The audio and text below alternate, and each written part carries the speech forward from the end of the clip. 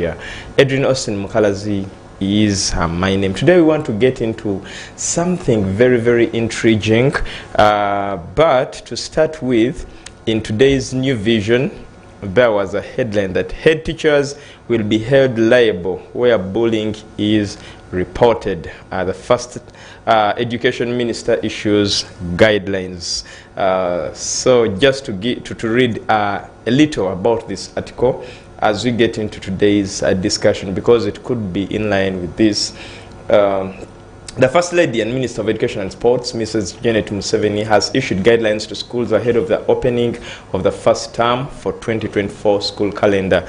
According to the guidelines, no school should tolerate any form of bullying, and head teachers have been tasked with setting up effective measures to eliminate the vice. In her message delivered by the State Minister for Sports, Peter Ogwang, Mrs. Museveni warned that heads of schools will be held liable where cases of bullying will be reported. And of course, this has been something very, very common in schools, bullying, and this is where we see now the element of corporal punishment. Corporal punishments are being introduced, partly as a way of eliminating this vice, but also to eliminate other vices that are associated with students. However, there is also something that you need to know, that a government children amendment bill was under discussion in 2015, which would have prohibited corporal punishments in the home and all other settings. However, it was tabled alongside a private member's bill. Now, the Children Amendment Bill, which included prohibition in schools only. The government bill was later withdrawn, with the Minister of Gender, Labour and Social Development stating that the private members' bill had hybrid provisions to sufficiently augment the current law.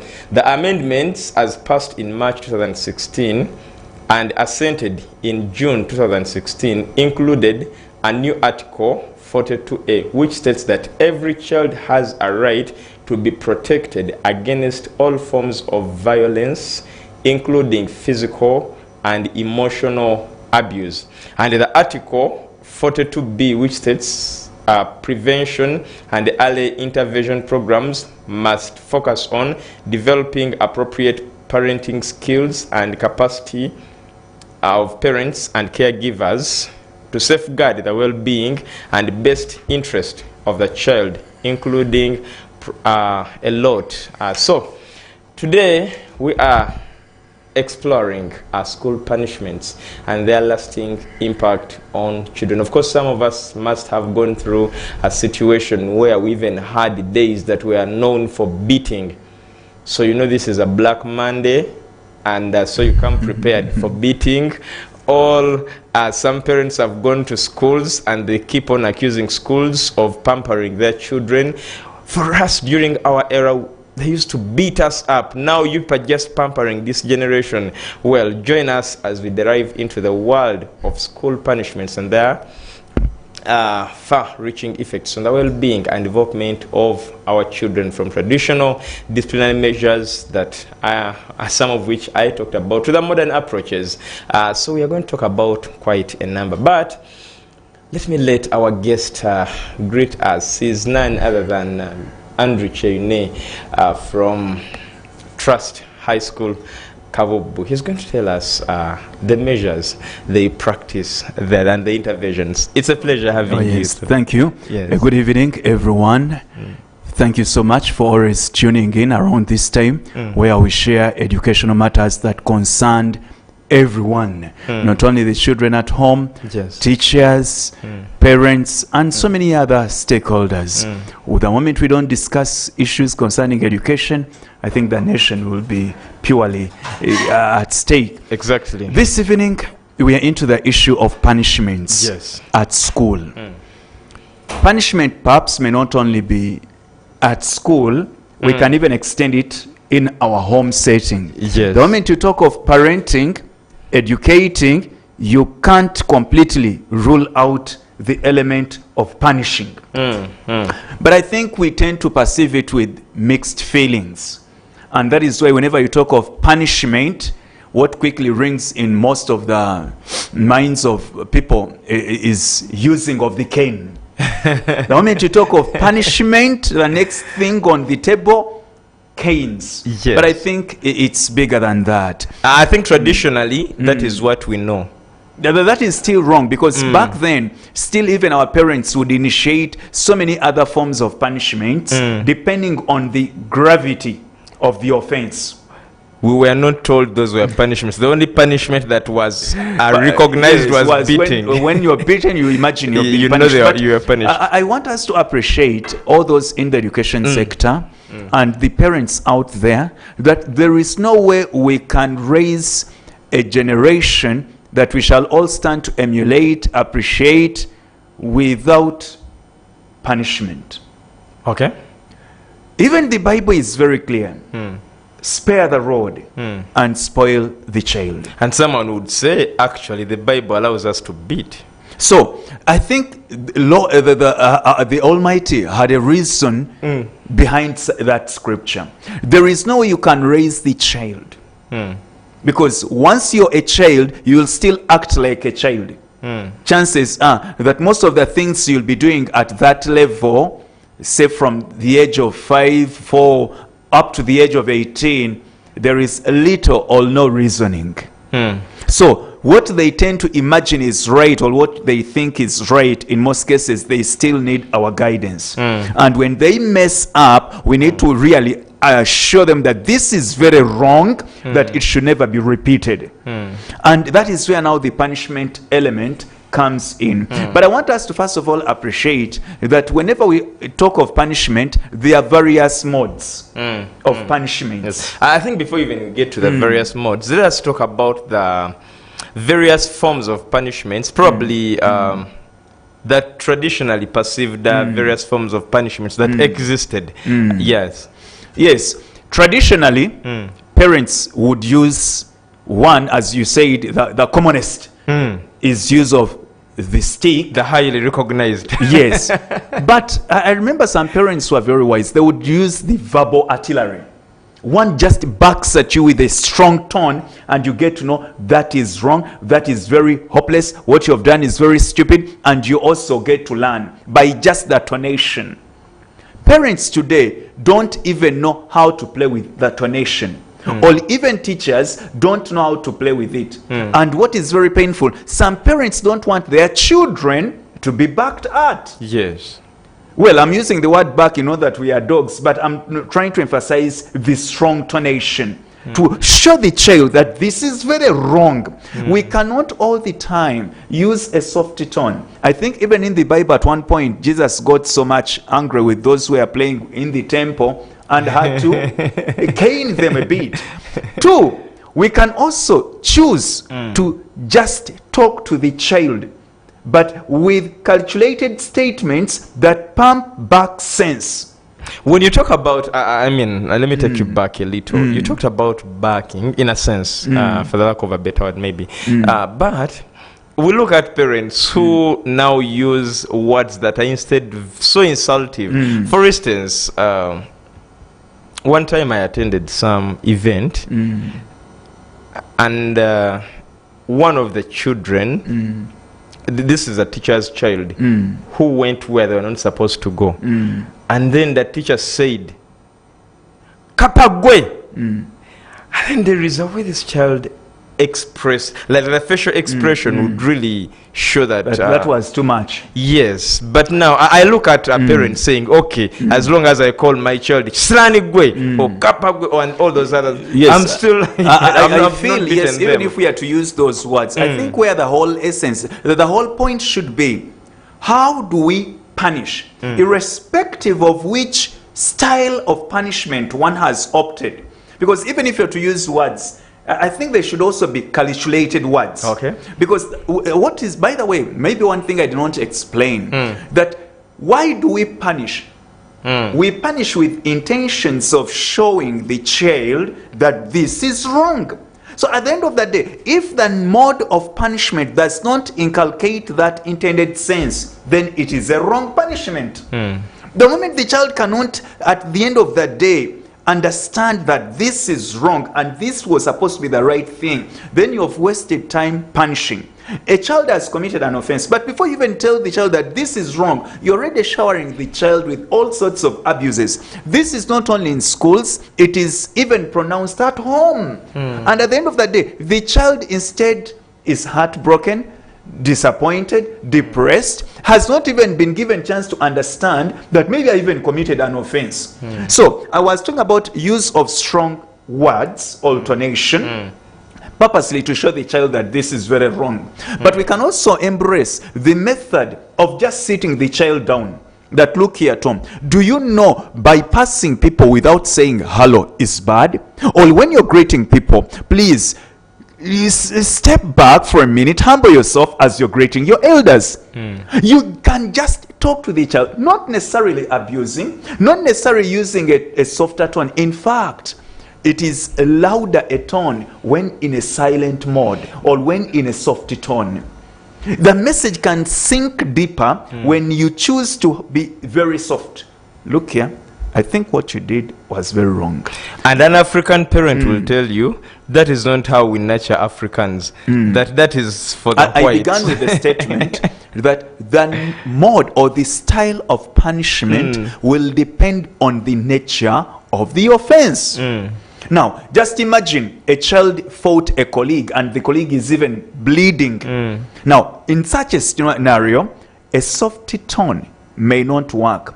Or even if it's to work, it should come after a bigger tone. Then when later the child realizes the mistake, or even maybe after a day or two, then you call them in what we call guidance and counseling. You now talk to them softly with an intention of really showing them that this was very wrong and it should not be repeated. There can be another form of punishment, denying the child. Now this is what parents don't want to use, or even most of the teachers look at it as very bad. But another way our parents would punish us was to deny us certain things.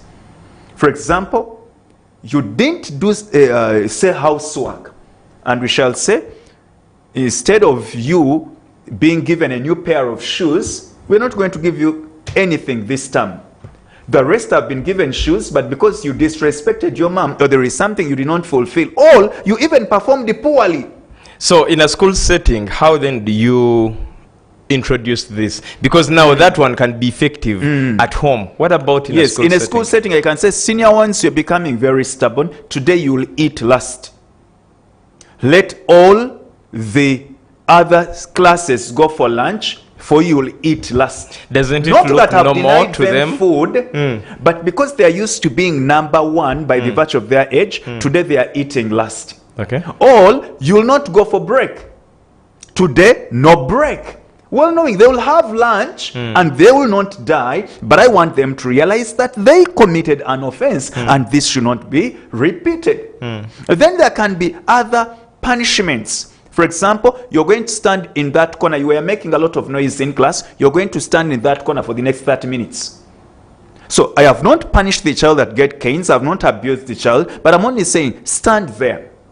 Or you people are delaying in the dormitory for the whole of today or the other 2 days. You're the ones going to mop the dormitory. And by the way, with a punishment, the punishment should teach the child something. There should be an intended lesson. Like when I say you're the one to mop the dormitory, I know at the end of the day you're also learning how to mop. That is why most of the teachers or parents would even design punishments of digging. So that at the end of the day, you even learn how to dig. It could have come in form of a punishment. That's why today, by the way, when you talk of digging, still people perceive it as a punishment. But we forget one thing, that all the food we eat does not come from heaven. It is dug on the ground. So we must equally teach children how to dig. But today, any offense committed, you're going to dig. You're going to slash. Slashing, digging is not bad, although it is another common way of punishing children. Then we can also have public exposure.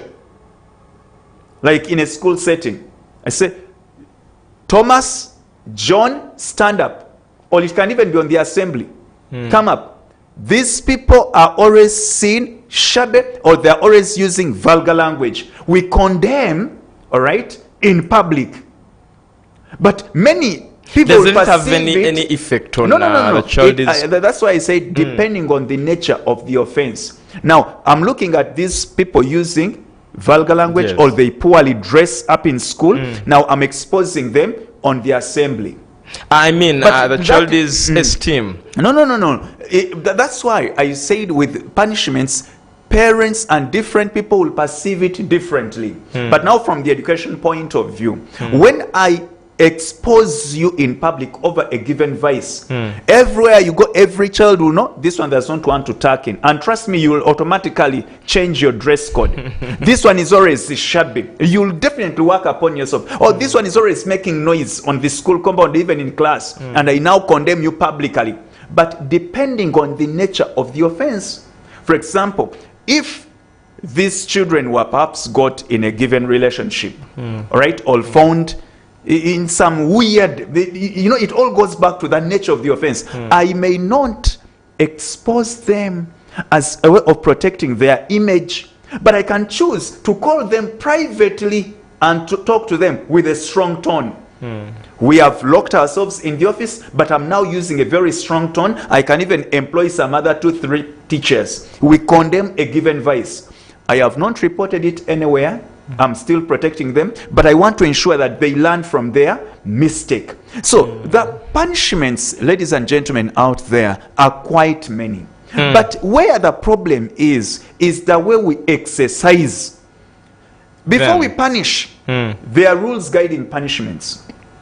One, the nature of the offense. The punishment must match the nature of the gravity of the offense. A senior one child, very young, has dodged a lesson. Yes. Maybe has come to class late. Or maybe they rang the bell and this boy was still sleeping in the dormitory. Now, we may not say you're going to get 10 strokes of the cane, or we are sending you home for 2 weeks. Now, that is where most of the school managers go wrong. Every other small offense, go back home, 2 weeks. Now, at the end of the day, I know someone who was, you're not who was punishing the suspended. child. They were suspended from school for 2 weeks for speaking vernacular, and they were told, you can speak vernacular at home. After the 2 weeks, you'll come back able to comply. Now, those are very unrealistic punishments, because at the end of the day, this parent who paid the whole tune of fees is not gaining anything from this. The child is losing academically. For your target was to help them be eloquent, all right? But now, you've sent them home for 2 weeks. I think the most ideal in such a situation will be you're going to give a speech on the assembly on a given topic.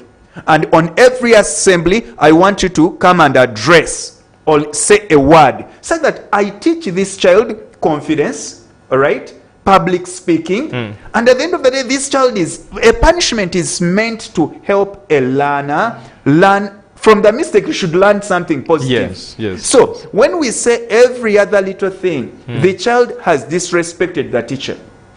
Of course, the forms of disrespect are also many. But let us first of all address it internally. The only challenge we are getting is that we are having parents who are not ready to work with the teachers or other stakeholders in the education sector to discipline children. Most of the parents fear anything to do with disciplining the children. But I want to tell you, parents out there, the moment you don't allow to discipline the child, the world will discipline your child. And it will be very unfortunate. Isn't that kind of rude? No. We call a spade a spade. Okay. We are here. Yes. Actually, one thing people forget, that in a school setting, whatever morals we inculcate into the children, we are preparing them for the world tomorrow. Sometimes, with all these that you're talking about, it's unfortunate, like you say, that parents are not willing to work together with the other stakeholders.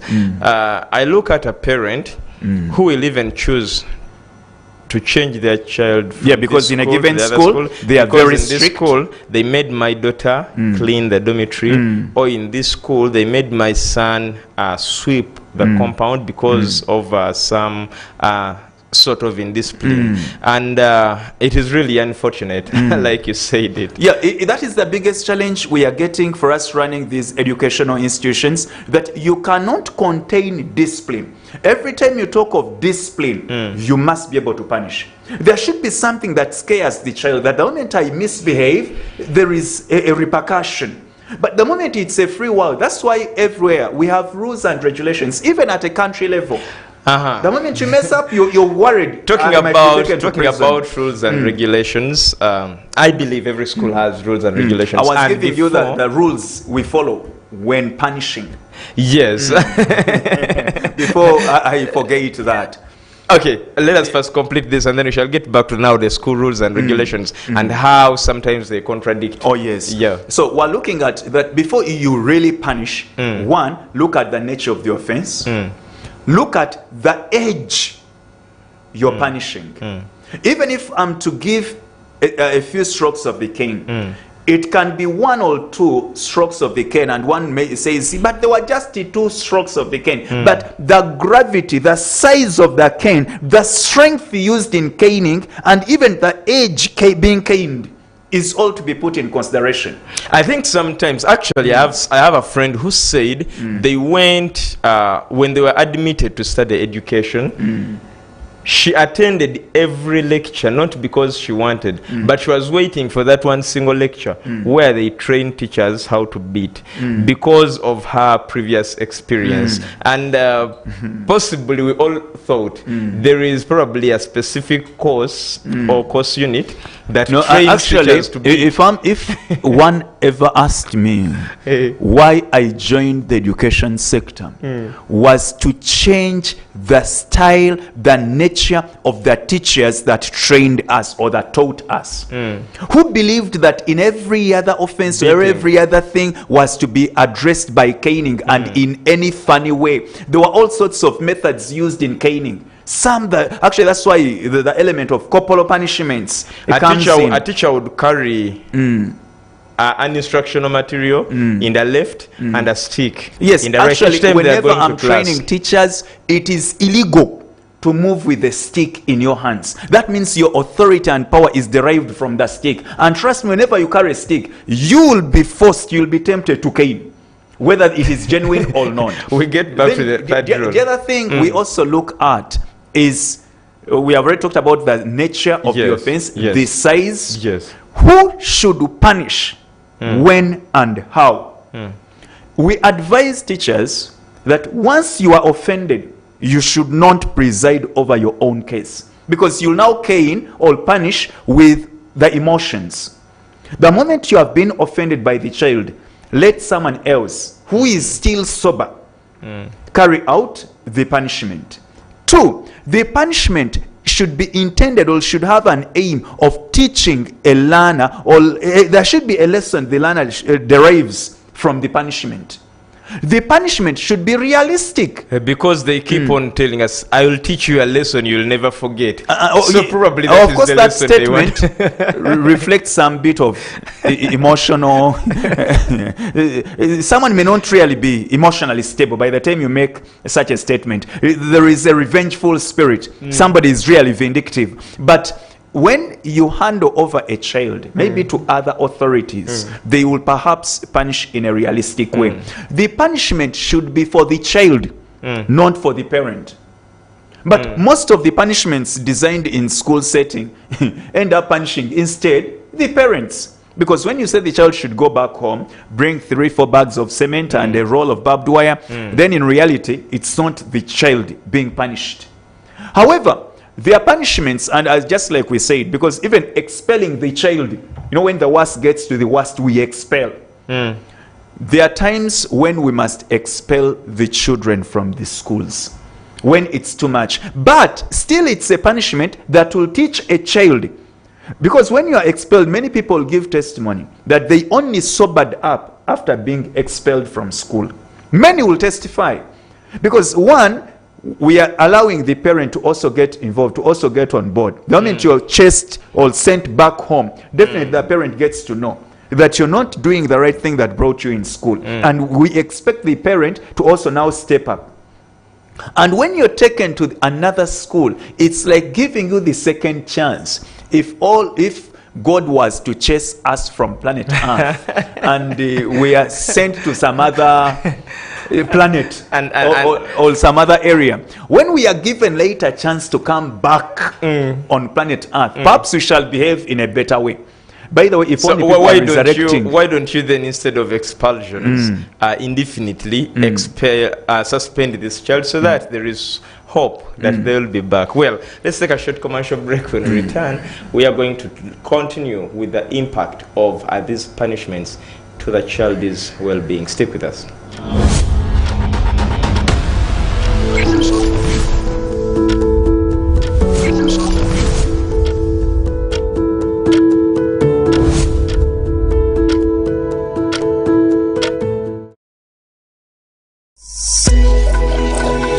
Family TV, enriching lives.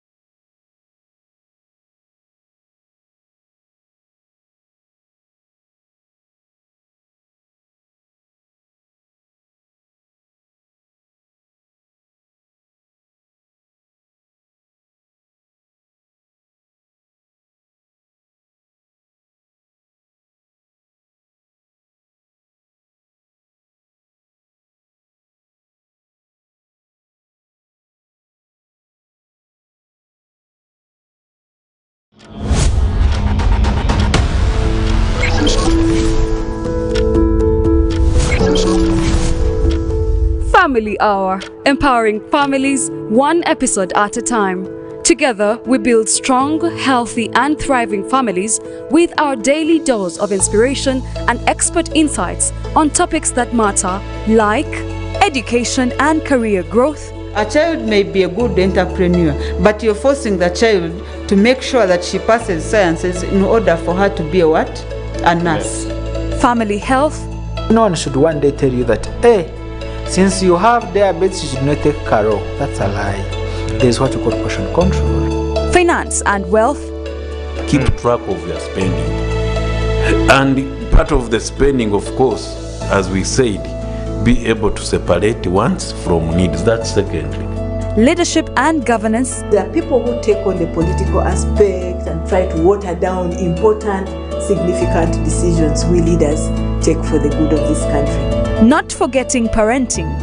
Now you're raising kids or children who are in a totally different time.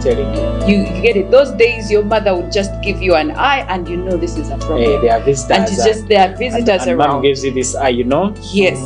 Catch more of this every Monday to Friday at 9 p.m.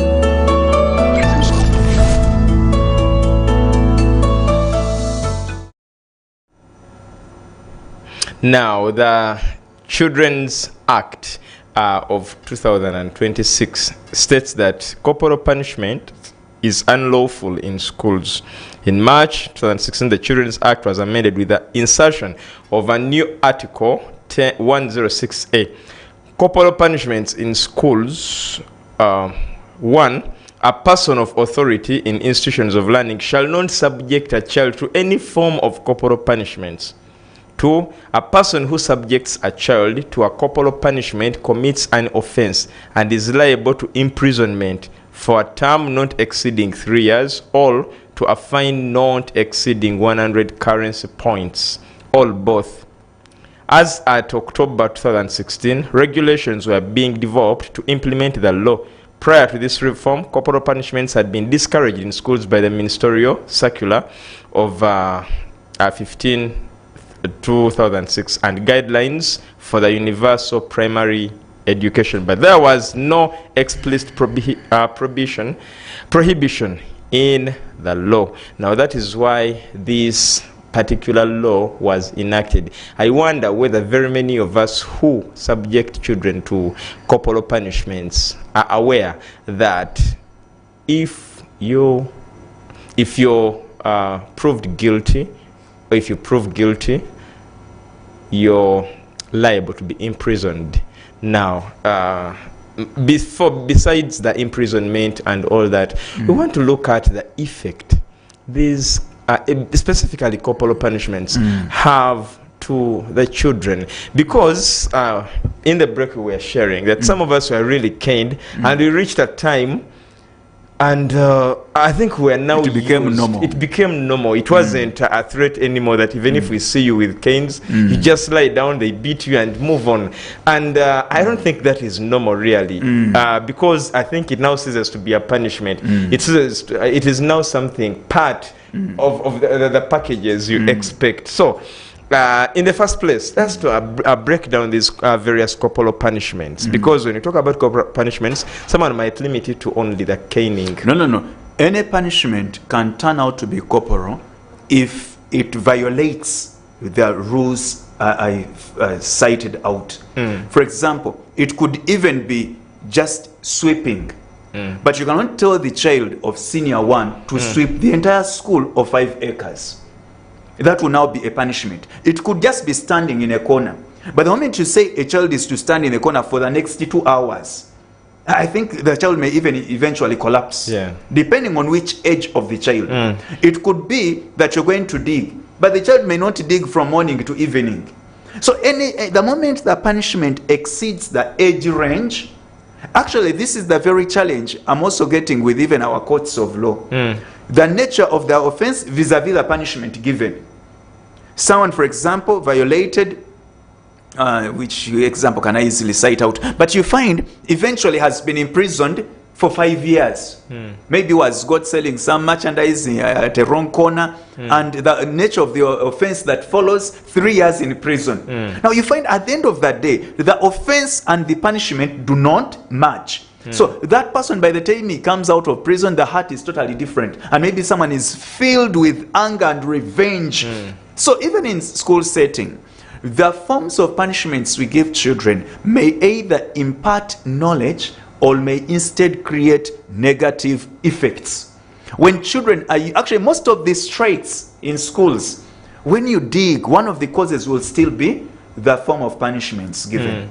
Why students are rejecting teachers? Either the teachers are too abusive or they overcame. Not that everything calls for a cane. Not that everything calls for an abuse. I want to call upon teachers. We are totally having children exposed to a different environment that we did not see while growing. So let us do more of the talking, more of guidance and counseling. And we must also appreciate the quality, I will underline this one and I don't regret it, the quality of parents we now have vis-a-vis the parents that raised us. So we are, by the way, it is now very difficult. It is increasingly becoming harder to be a teacher. By the way, the hardest thing now is to be a teacher, or to run, or to stay with the children we have. Why? Parents are not ready to cooperate when it comes to especially punishing of the children. And even at home, by the way, they are not ready to punish. So children are growing, they have been pampered. There is a lot of pampering. And at the end of that day, we are raising very funny products. But I want to tell you, you'll find punishments at every other level as long as you're still living. Even at your workplace, the moment you fail to live to the set, say, reporting time, you will either be dismissed, you will either have a salary deduction.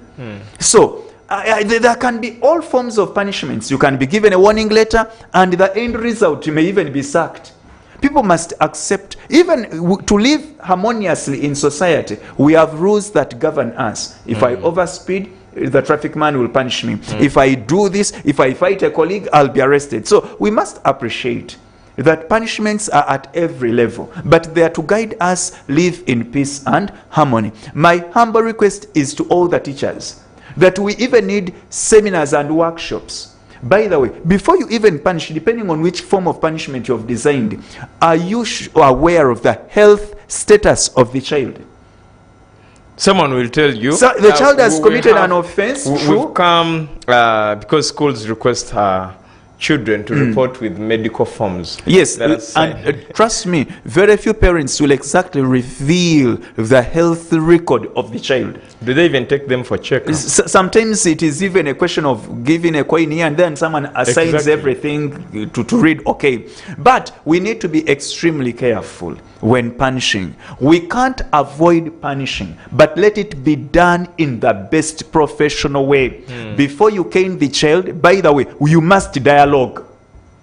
The child must understand at the end of the day that I have been punished because I've committed a crime. But I have seen many parents or even teachers don't give children room to talk, or they don't even explain why they are punishing. The teacher is always right. Yes, there whether is that, you're guilty or not. That is the African culture, that the elder is always right. But occasions have proved that this is not very true.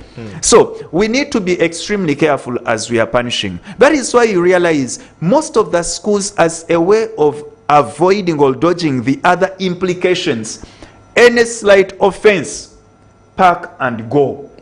Pack and go. But be merciful.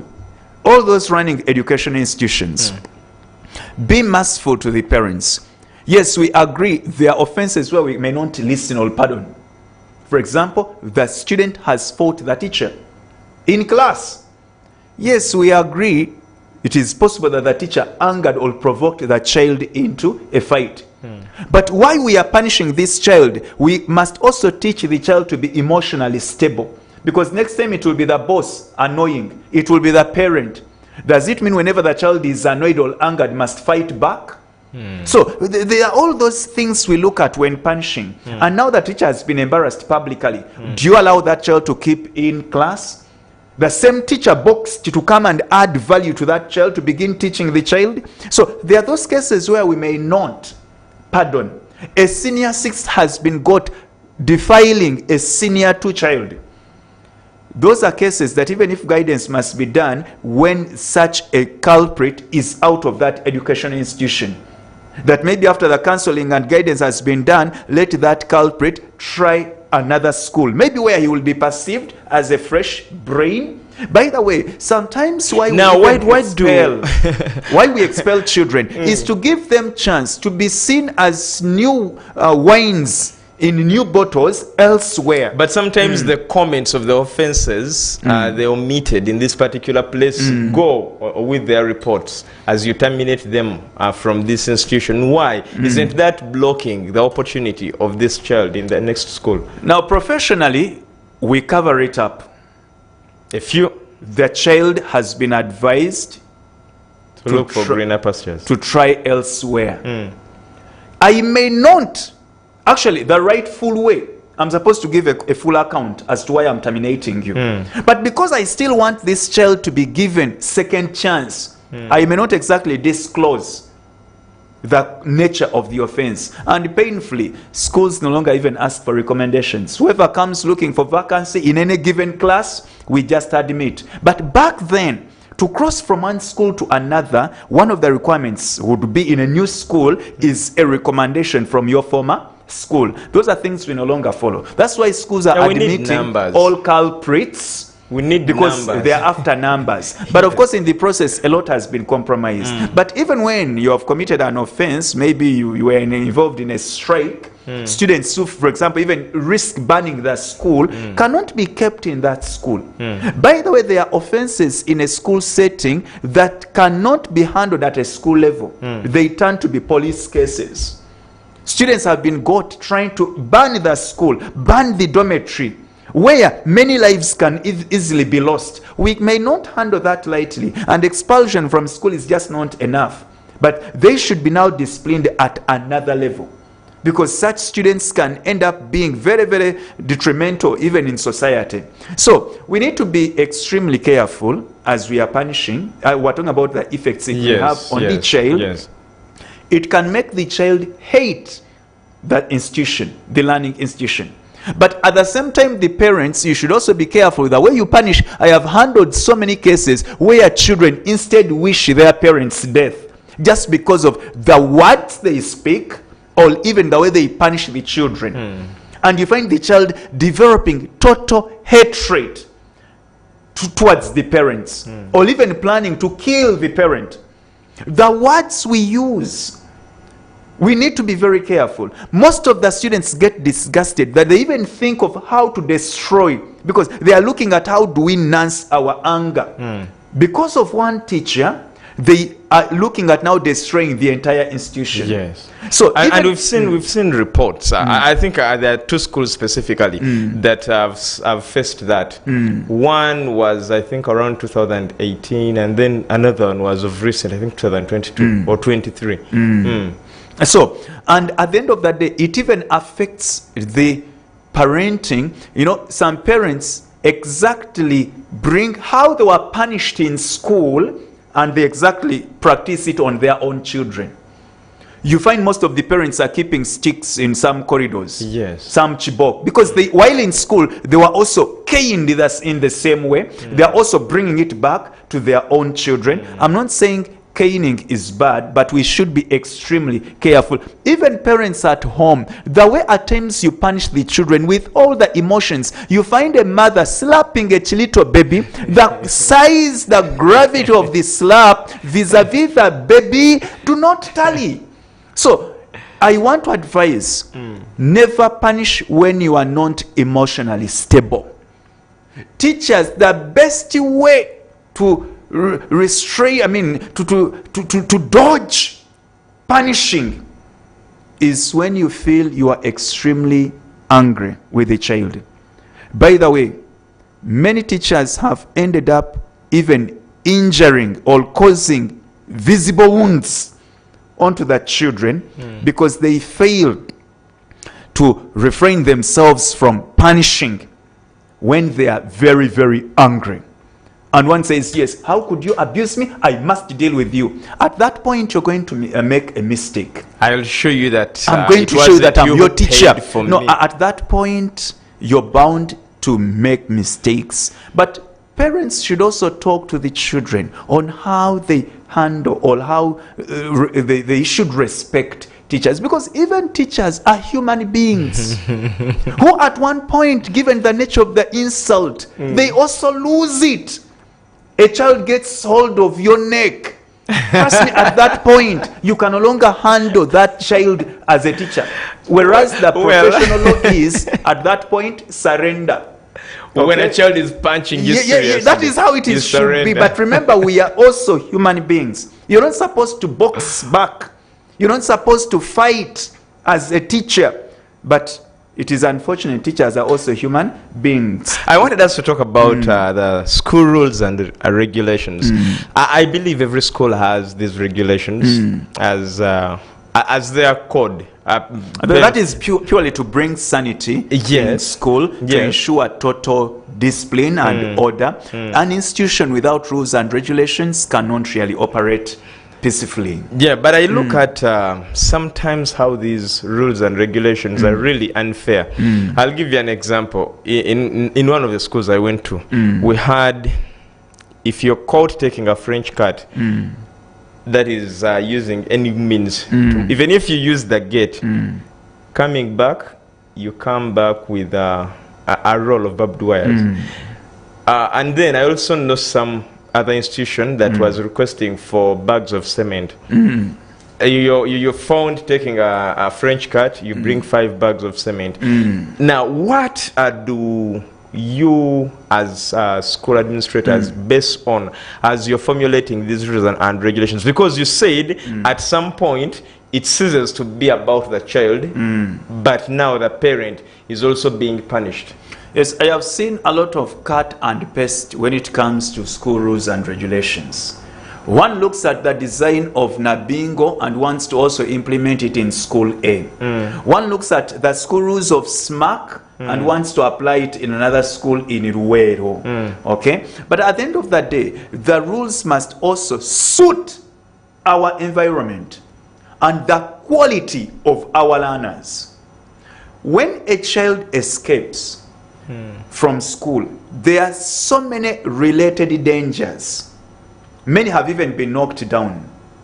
So we are trying to design a heavy punishment so that this child does not repeat this crime again in his or her life. Actually, sometimes I tell them that I'm going to punish you so that even your grandchildren will never commit the same offense. Sarcastically. But at the end of that day, when you design a heavy punishment, it is not now the child you're punishing. Yes. The parent has just paid fees, set to a tune of 1.4. Hardly a week in school, the child is escaping. And the school rules say? Yes, I can, because we had in some of the schools, we say you escape. Once you escape, you go for good. But at the end of the day, we need to be a little flexible. You don't refund. And by the way, we don't refund, because if it is food bought for the term, we have already stocked. If it is paying even teachers for some months, we have already done that. If it's painting the classes and buying furniture, we have already done that. So we cannot refund. By the way, that is sure deal. The parent has because completed we have already this designed amount, the budget that we are planning for 300 students, and we have spent on most of these items. First of all, we did not instruct your child to escape. But there are times when you close the eye on a humanitarian ground. Yes, the child has escaped. We are not only punishing the child who has escaped, but we are also sending a signal to those who are still in school that escaping is bad. So we are trying to design a slightly heavy punishment so that those who are still in school are cautioned early enough. They are immunized by seeing what is happening to the victims.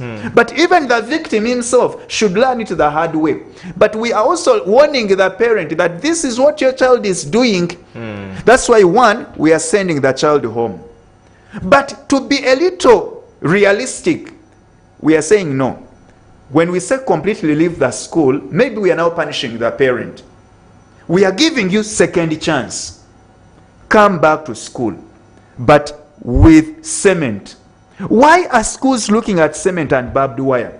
Because we assume by the time you escaped, there is either brick you broke, you're weakening our wall, okay, or you're even alerting us to increase the size and the height of the Then fence. you should appreciate them for No. for creating awareness. No. We wouldn't love to have that awareness in that style. But in this case, we want to replace what has been spoiled. Okay. That is why we are talking about a bag of cement. My only problem with the schools is that a bag of cement would be within the boundaries of common sense. But now when you push it to 5 bags of cement, now it ceases to be a punishment. Concrete pillars and some schools are not only ashamed, they talk of 5 bags and even a chain link. So that if 5 students have escaped in a week, then the managers are saying, this is the day the Lord fence has is made. gone. The fence has now been worked It's upon. done. They are taking advantage. I think now in such a case, you're punishing. I know some parent. school, and the head teacher said it plainly, that I built that perimeter wall out of what students who escaped were bringing. Of course, some are finding advantage in this, but I think we should be very realistic. Yes, you have set 5 bags of cement, and this very parent who must now pay comes back to school, knocks on your door, that Mr. Headmaster, whereas you said 5 bags of cement, I can only afford the 2. and I may not be in position to bring the role of the barbed wires, because truly the parent did not escape and did not even send the child. So we need to be a little realistic and flexible. Let us set punishments that are really within the limits of common sense. Otherwise, 5 bags. I know the whole aim behind is to discourage this child from ever escaping. But now you are not punishing the child. It is the parent who is meeting this bill. And there are so many punishments. When analyzed, you realize it is the child being punished. There is a school where a parent visited. They rang the bell. It was visitation day. And all the parents were supposed to have walked out by around 5:30. So it came to around 6. This parent, who reported a little late, could have entered in by around 3, was still having some good time with the child. And now it was tantamounting into a punishment. And go with your child, report after a week.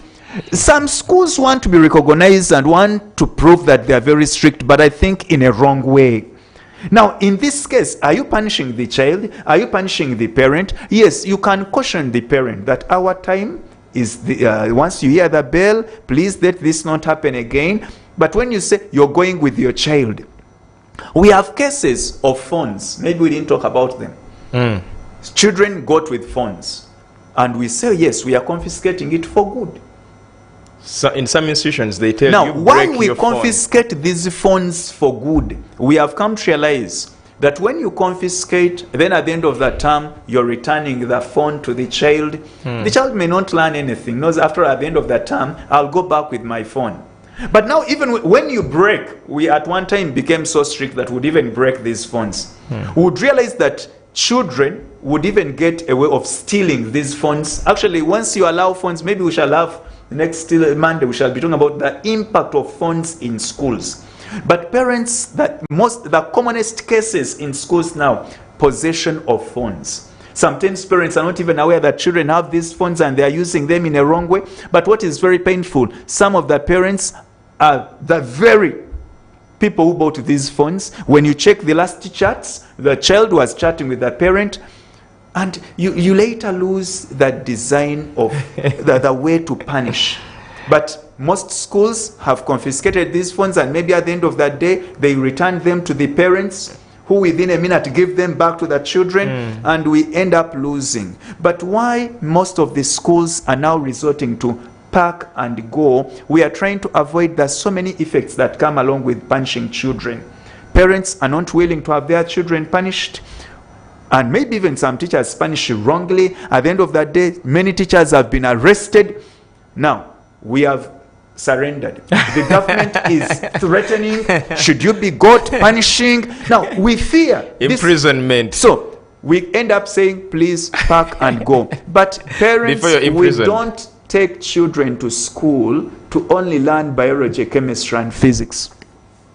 A school, actually the word school is an abbreviation. There is a lot that is supposed to be learnt in school, and we must agree that punishment is part of learning. The moment you withdraw punishments, then learning may not really take place. We only need to be very cautious how we punish children. Okay. And we need to design realistic punishments. Okay. I can say you're going to write a full 1,000 words. I know in the process, you're learning something, okay, academic, okay, but it is also stressing, disturbing, inconveniencing, and that is what I'm calling a punishment. So, parents and teachers, a punishment should add academic value. It should be designed in such a way that there is some academic value or skill learned from the very punishment. Well, Mr. Enrique, and I know we are running out of time. In one of our stories, in News at 8, we had a story, a compilation of a few schools that our reporters visited. And the turn-up was really very, very low. How was it at Trust? Yeah, at least we appreciate our parents at Trust High School, Kabubu. They have tried to report as expected, as the spelled out date. Okay. We can say 70%. By the end of today, we're already in school, and we are very hopeful by the end of Wednesday, we shall have a reasonable number. Yes, they may not all be back in one day. Parents are struggling here and there, and they're not only maybe looking at one child or two. So we still wish and pray for the parents to get all the possible resources to return children back in school. The struggle continues, raising a better generation. But I must give you my number in case you have children out there who are challenging. Parenting cannot only be done by two people, but we rather employ the whole community and village to groom a child. Feel free to always contact me on 0706 281566 0706 281566. I do guidance and counseling in schools. I talk to school managers, teachers, so that we enjoy the education sector and raising children and even helping young teachers enjoy the profession. Thank you so much. It's been a pleasure having you watching. Now, we've come to the end of the show. From the entire team, Jonah Jal, the producer, Mumuza in transmission, and very many other people who have been part of this arrangement, it's a good night. Meet again tomorrow.